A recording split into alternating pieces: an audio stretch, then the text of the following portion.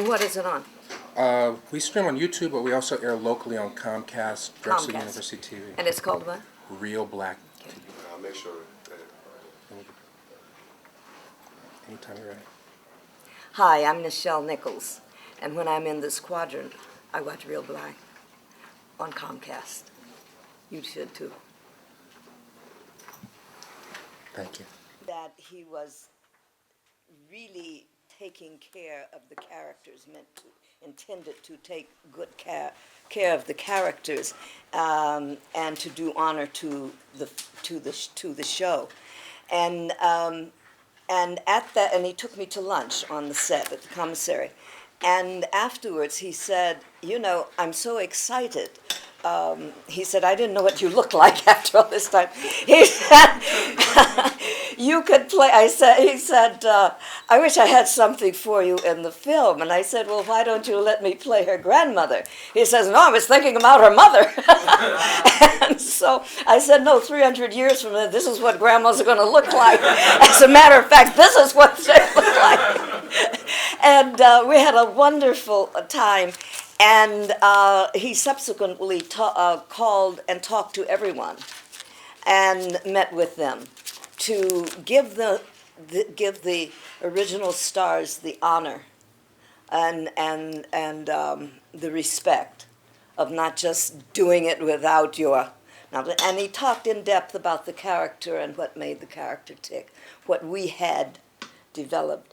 And that day that I was there, the young woman, Zoe Saldana, was not scheduled to work. And he called, knowing that I was coming, he called her in under pretext of working, so she was all in uniform and she came aboard. And because he didn't tell me, but she told me. So when she came walking in, and she walked past me, and she went, and she just goes, "No way! No way!" And we had a I stayed much longer than I had planned to, and we had a wonderful time together. And she is one of the most beautifully exquisite young women I've ever met, and with the wonderful cheekbones and and a serious demeanor with a nice sense of humor and a classic lady. And I thought, "Ooh, her is in good hands." And I think that everyone who talked with him had hoped that that he would do cameos. But in the final analysis, this writer strike went on, and it became too unwieldy to try to write for any number of, even one other person. But he called, which was so incredibly classy of him. He called to explain to me that that the sets were now broken down, each one as they left, and there was absolutely no time left and nothing he could do about it. But that he was excited about having met me, and thanked me for my being gracious. I thanked him for his being gracious. And he said, "But I'm going to look forward to working with you. I'm going to find something for you. I'm going to find something that I'm doing." And I'm like, "Ooh, yes." Okay. So that was my meeting. But so I feel I feel the prequel to what we did is in good hands, and I'm looking forward to seeing it and expect it to be. The only person that was from the original cast was Leonard Nimoy, and the story centers around him, and there's a young man playing him, and there's Leonard Nimoy. I don't know whether he's playing 300 years from now or what is, because he's keeping that close to his vest, and I would be too. So that's what that's all I know about that. But I'm looking forward to seeing it. Yes. Ma'am? Yes, please. Go ahead. My aunt from the Vixen's Hideout, we do a podcast, and first I want to thank you for your contribution to everything that we know about regal black characters in Thank television and movies. Thank I you. really appreciate your body of work. Thank you. And I'm so excited that you're on Heroes. Yes, I Really am great too. thing. I am too. Could you tell us a little bit about your experience with Heroes? I was making 3 independent films, all within a few months of one another. And I was going from the first one called The Torturer, which is an incredible film, to Los Angeles to stay for 3 days and go to my next one in Phoenix. One was in Denver, the next was in Phoenix. Totally different. This Bitter Earth, which totally different characters. And I was looking forward to both of them. And when I got to Los Angeles, or before I got to Los Angeles, my agent called and said there was a 3rd film that was a guest star role, and starring in the other 2. And he says, I think it's a wonderful script. He sent me the script. And again, a really totally different script, totally different character, I mean. And it's a grandmother. I play Jasmine Guy's mom, and the grandmother to this young son who is battling with his sexuality. And he's the star of the football team, and he's discovering his something's wrong, and he's fighting it like crazy. And this is the role that I'm playing. And I play this feisty old grandma who's sexy as all get out and used to be a jazz singer. You know, I just, I put that in. And the director loved it. And so, you know, I have the jewelry and the big earrings and everything, but classy at the same time, you know. And he loves her so much. He has a big influence on her. And so I came in to do the 2 days with that, have another day, and go, and I get there, my agent says, oh, by the way, you've got an interview on Thursday. I said, I'm leaving for Phoenix on Thursday. He said, yes, but this is for a TV series. I said, I can't do it. He says, yes, you're going to do it. I have it at 10 o'clock in the morning. You don't leave until 2. The limo can take it, bring it back, la-da-da-da-da. So I ended up, okay, you know, I probably won't get it anyway. That's, you know, whatever. And I went on, and he said, Heroes. And I'm going, Heroes, isn't that a new TV series, you know? And I had seen something, I was so fascinated with it. I go in, I read for it, and I forget about it, and there's this whole coterie of people there, and I went, uh-oh, this is bigger than a breadstick. This is, this is, oh, yeah, this is network, you know? And that's exactly what it was. And Tim Crane, the creator, the creator was there, and all the writers were there, and co-producers and associate producers, and la-di-da. And so I sat down, and they said, would you sit here? And it's actually a scene that you'd be standing up.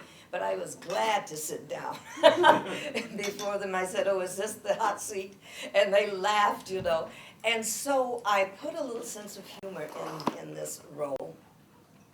Again, a grandmother, and I played an entirely different grandmother, but still a feisty old broad, you know. And I left, and I thanked them all very much, and got out of there and went to the airport and forgot about it. And when I got to Phoenix, I'm shooting 1 or 2 days later, and somebody comes up to me and says, oh, I heard you're going on Heroes. And I said, what are you talking about? How do you know about it? I just did that yesterday. I saw those people yesterday. And then I realized that people are talking, you know, there are Star Trek fans everywhere in the world, in every walk of life. And so the next thing I know, the TV guys that are there, and I said, well, it's common knowledge, and I didn't know it was one of their things not to talk about it. They hadn't told me that, because they hadn't told me I had it yet. And so I called my agent and he said, oh, my agent called me and said, hey, guess what? And I said, yeah, I got the role. He said, how did you know? And I said, a fan told me. And he says, oh, of course, Crane called him. He was livid. He said, and of course they had not told me, because they hadn't even sent me the contract yet, which is in the contract. And they let me have it anyway. And I got there for my first day of shooting, and he was a little put on, and they said, do you know what it means to hire a person from Star Trek, one of the stars of Star Trek? He said, it is complete and immediate communication. He says, well, yes, and he says, everybody is sworn to secrecy around here. I said, do you have a secretary? He said, several. I said, they're Star Trek fans. Do you have a wife? No, I said, do you have a son? Yes. Do you have a daughter? Yes. Niece? Nephew? Do you have a wife? A sister? And he said, I said, they're all Star Trek fans. And I said, the first duty of a Star Trek fan is to call 10 Star Trek fans who then call 10 Star Trek anywhere in the country and world. And I said, I found out about it before my agent called me. And the next thing there was an affiliate at my shooting schedule interrupting my movie. And so I didn't know that I was committed to secrecy. And so I told him yes. And he said, I'll be darned. I said, by the way, who's your messenger service to get your scripts typed? It's out before the ink dries. And so he went, he said, he was so nonplussed. And he'd never really had that degree of exposure. But they were very happy with what I was doing. And so I've just been called back. I hope this is not supposed to be secret for the second season, for the next season, rather. This will be the third season, or the end of the second, whatever it is. I'm going back for, and I'm a recurring character, and hopefully I'll join the whole cast. But if not, it's been a wonderful experience, and I love the work, and the cast is superb. The ratings went skyrocketing as soon as everybody knew you were going to be on the show, because we were just so excited. Yes. We knew that you were going to be on it. Write them and tell them that, because they don't believe me. Well, they do know that they have a large contingency of Star Trek fans who have written them. And Takei had done a role, as you know, earlier in the year, but somehow it didn't get all the pre-excitement. I guess they were kind of kept it, and he knew to keep it quiet, so he was putting out the word, and I hadn't talked to him. So mine was, I guess, a little different. We have about 5 more minutes, so Okay. next question? Yes, I'm sorry. All right. Hi, Rich Watson, popcultureshock.com. And I'll try to be short and get some answers. It's a great honor to meet you. Thank you. Two-part question. I wanted to hope you could talk a little bit about your current work. I know you've got a movie out now called Lady Magdalene, which you were a producer on. Co-executive producer. Okay, I was hoping you would talk about your experience as an executive producer on that movie, and also I hope you would talk about how you pick your roles these days. I look at the writing and at the script, and you can never tell what's going to happen when it gets translated onto the screen. But I thought it had a great potential because I play a madam. Again, a totally different role. And the greatest motivation of an actor is to get to stretch and not to, you know, you can play one role forever, but to stretch into many roles, and to bring a sense of who the character is and to instill in that character, whoever it is, some sense of dignity and why, something involving the person that makes it more than a cardboard character, right? And there's more to Lady Magdalene, Maggie, than just a madam. And so I thought that was interesting enough to get involved with, and so that's why I came on board. And I liked the writer's other works, and but this was a first picture for him, and he's still working on distribution, but it's gotten a lot of play on the internet and his website. Yeah. Yes, my name is Raymond Tyler from Real Black TV. A pleasure and an honor to meet you. Thank you. I have two questions. One is, could you talk to us a little bit about being the first person to be involved with the Interracial Kiss on national TV? And two, did you make a conscious effort to avoid the blaxploitation era? I made a conscious effort to jump in it feet first. Because we did not at that time refer to it or even think of it as black exploitation. It was an opportunity for black writers, for black directors, for black stars, for black actors behind the scenes to get experience, to get known, and Gordon Parks had done The Learning Tree, and my son happened to play Gordon Parks, Newt, the star of that, Kyle Johnson. And I saw what could happen from there, and he was the one who really opened the door for black people to have an opportunity in filmdom, where it was going to be seen. How have things changed since then? Unfortunately, what the studios were very interested in which became black exploitation, was the seedier side. And no one saw it coming, what you were doing, because as actors, you're playing a role, you know, not being yourself. You're playing a role. And before you knew it, that's all that was out there, you know. So I did one film, a madam, and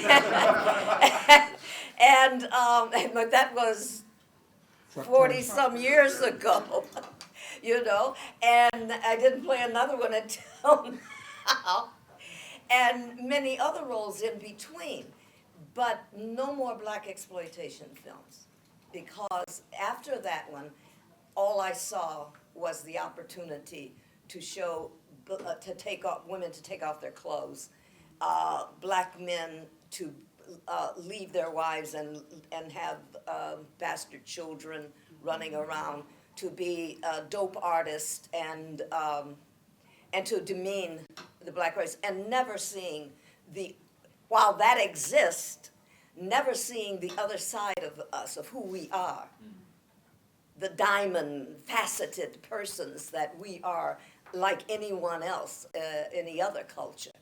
And I resented it deeply, and so I turned down opportunities, and they wouldn't cast me in anything else. And so I went back to theater, my first love, until things started moving around, and then 10 years later, well, not 10 years later, in 70 or 71, right after Star Trek, the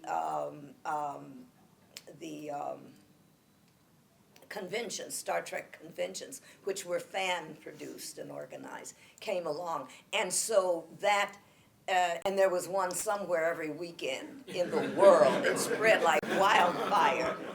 And so we stayed in the public eye.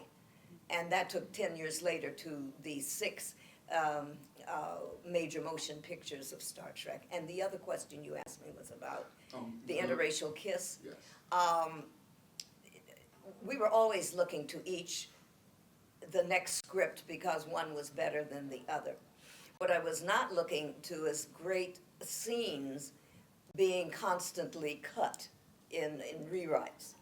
There was a reason for that, and for that reason I wasn't terribly thrilled. And I was getting offers now in theater, and one was an interest in my one-woman show to go to Broadway, and that's when the major motion pictures came of Star Trek, and so it kept postponing that. Anyway, back to the Kiss. I went in, it was the end of the first season, and I went into Gene Roddenberry and told him that I was getting these offers since this was after the first season, and that I wanted to get back to my first love, which is musical theater and live theater. And he said, "You can't do that. Do you know what I'm trying to do? Don't you see?" And he said, "Wait a minute, this is Friday. Take the weekend and think about it." And the next night, on Saturday, I was a celebrity guest at I think it was an NAACP fundraiser, and I attended, and I'm at the dais, and people are coming in, and one of the producers or organizers of the event came to me and said, "Miss Nichols, there's someone who really wants to meet you, is a big fan." And I said, "Oh, certainly." And I got up and turned around into the face of Dr. Martin Luther King. Dr. King was a Trekkie. Wow.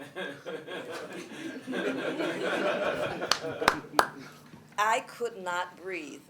I mean, you know that expression, waiting to exhale?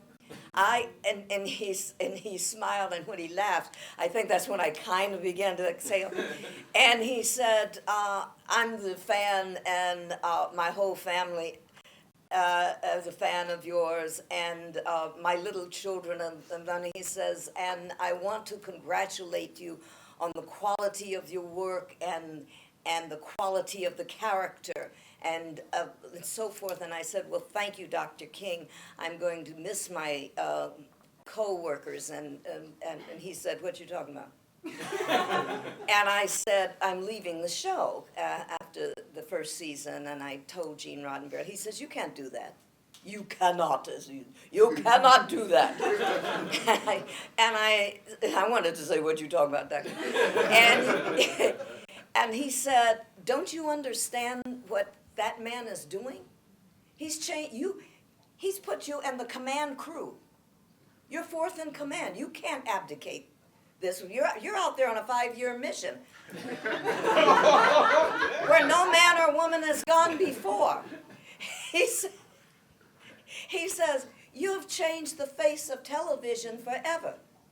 You cannot do that. For the first time, the whole world is seeing us as we should be seen, not just as beautiful entertainers and domestics. He said, "For the first time, there's a whole human being there, beyond the beauty, beyond the talent, the musical talent, in science, and it's not a mistake he made you chief communications officer." And I thought right then it used its sense. Yeah, I get to tell everybody where to go. But I listened fascinated to him. And he said, "Do you know how important this show is? This is the only television show that my wife Coretta and I allow our little children to stay up and watch. And he said, this is so important. I said, and this is right in the middle of the civil rights marches and programs. And I said, when it began, I really wanted, he says, no, we don't want you there. We have enough marchers. We have enough famous people. We need you on that great communicator. We need you on that screen. Because this is 300 years from now. That's telling the world it already is. We are there. What happened between now and then begins with our marches. What happens there is you. You cannot leave. I could not leave. And I went back to tell Gene Roddenberry, and I told him what Dr. King said. Gene Roddenberry is 6'3", hatchet face, big ex-cop, motorcycle cop, World War II fighter pilot. And he sat there at this desk, and he looked up at me, and he said, "Thank God for Dr. Martin Luther King. Somebody knows what I'm trying to achieve here." And a tear ran down his thing. I almost lost it. I said, "Thank you, Gene," and I got out of there. And he was a dear friend, and he saw to it from then on that less of my, and I never complained, that my scenes were protected more. We have time for one more question. And I'd like to say, before we go there, I did not leave, and I never looked back. I was very grateful for that opportunity. And when Dr. King's kids grew up, I got to meet all but one. And each one told me separately and equally. You know, we didn't believe our daddy when he came home. Remember that? And told us he met Lieutenant Uhura. I said, "Did you know who your father was?" He said, "Yeah, he was out getting beat up and telling people." And so I thought that, and then it hits you again in retrospect, hearing them say that Dr. King was so far ahead of himself because he realized that images are so powerful, and the television is educational whether we like it or not, you know, and there's a sad thing that's happening in television, that with the technology of immediate communication with the network, that a very powerful negative is being used and turned on us. And it's very important that what you people are doing and what you people are doing is so powerful and so necessary, because we've got to get those young minds before, because they have so glamorized the gangs. It's all you hear. The first thing you hear on the news every night is a shooting, is the gangs, and then seeing them, walking. Yeah, and the last thing I saw was one walking around talking about this is in one of the schools where the fight broke out between Latinos and blacks, and the cops came in and they laughed at him. And they're looking at a Latino, beautiful guy. And he said, "Don't matter to us," young student, about 17, I guess, high school. And he said, "Don't matter to us." He said, "They're there." He said, "They turned their back, we're someplace else." He said, "We're going to fight. We're going to kill each other." And I'm going, they're putting this on television? How many thousands of young people's minds are being affected, and it looks glamorous. It's vicious, it's terrible, and it's despicable.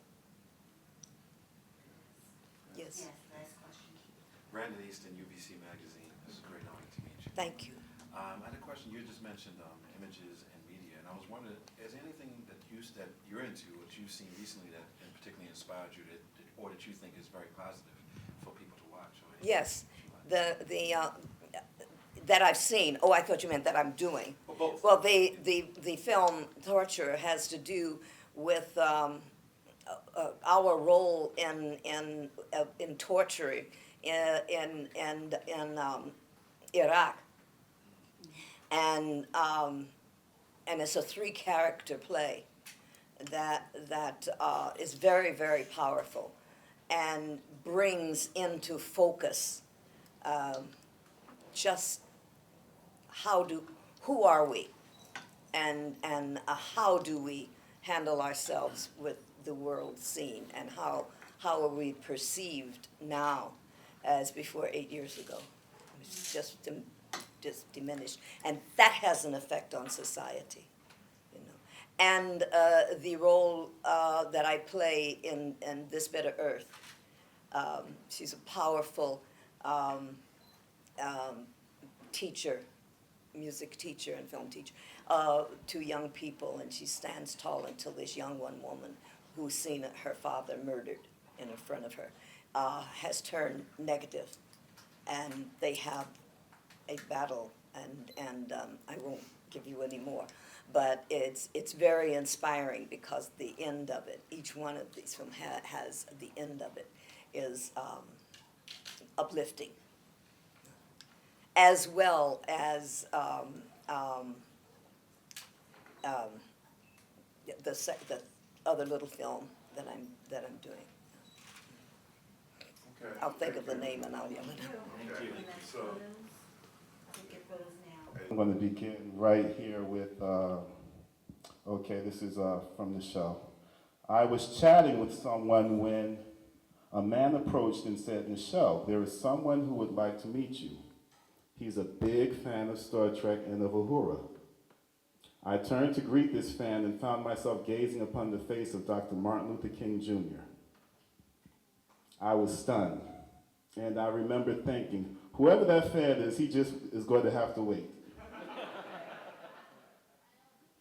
The man introduced us, and imagine my surprise when his first words uttered by Dr. King were, yes, I am that fan, and I wanted to tell you how important your role is. It seems Nichelle was just debating the very night before about whether or not she should leave because she didn't feel her role on Star Trek was very... section of the program. And I want to say that this sister right here, she paved the way for just like the ultimate, just strong, intelligent, beautiful black woman who could hold her own against any man. That's what I feel. Who could hold her own against any man. And I think about in the 70s, and I'm a youngin' myself, so I guess I was watching the reruns too. But I think about going into the 70s, thinking about Patti LaBelle and the Bluebells and that whole style they were rocking. Hey, we know where it comes from. So we're gonna continue on. Miss Nichelle Nichols, most famous for her role as Lieutenant Uhura on the original Star Trek television series, is an accomplished dancer and singer. Performing since the age of 14, she was hired by the great Duke Ellington to choreograph and perform a ballet for one of his musical suites and finish the tour as his lead singer. Nichols has performed throughout the U.S., Canada, and Europe, including a stint as a guest artist with Lionel Hampton's band. She has co-starred in 6 blockbuster Star Trek films, performed in her own one-woman show, toured Broadway, recorded a CD, wrote an autobiography and sci-fi novel, and has a star on the Hollywood Walk of Fame. A star on the Hollywood Walk of Fame. Currently, she stars on the hit television series, Heroes. Who watches Heroes? Yes. So please welcome me. Please join me in welcoming Brother Yumi Odom to present the prestigious Pioneer Award to famed television legend and trailblazer, Miss Nichelle Nichols. Good evening, everybody. I need to ask the executive board to come to the front. Ken Brown, Maurice Waters, and hopefully Stephanie Branford. Which, yeah, she can't come in. Hopefully. Those who know me know I'm not impressed by very much, but I have been impressed today, so I'm going to say very few words. But we do want to acknowledge Ms. Nichols' success, continued success, and we do truly honor you. But with this award, well, when she comes in, we'll continue, but I do want to read what's on the award, and it's very little because we wanted to put so much more on it. But it says, the Temple University Pan-African Studies Community Education Program ECBOC Pioneer Award presented to Nichelle Nichols for her lifetime achievement and contributions to the television, film, sci-fi, and comic book industries, presented at the 7th Annual East Coast Black Age of Comics Convention, ECBOC. And his brother Joseph Wheeler says, ECBOC forever. Thank you.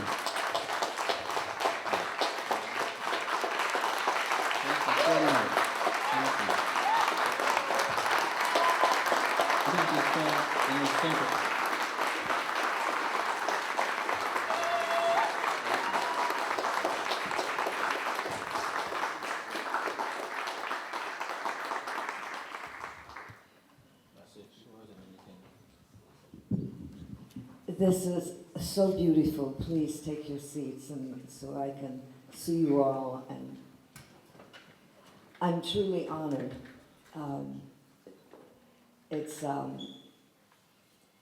Throughout the years, you sometimes receive awards just for being there.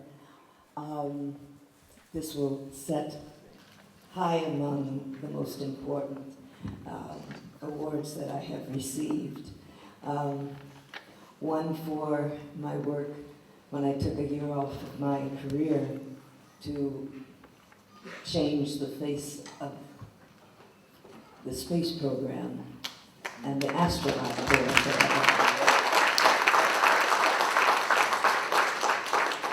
And to have been told a few years later by a young woman who was just in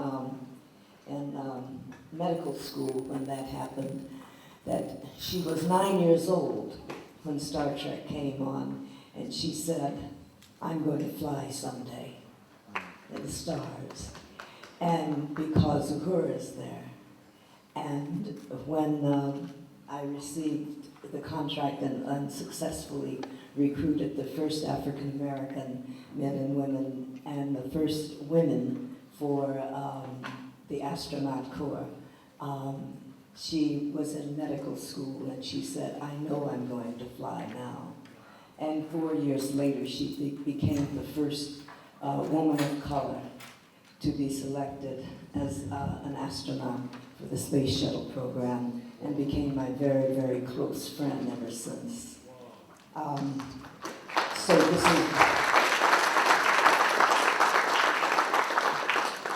this is deep to my heart, and I thank you so very, very much. Shall I just continue now?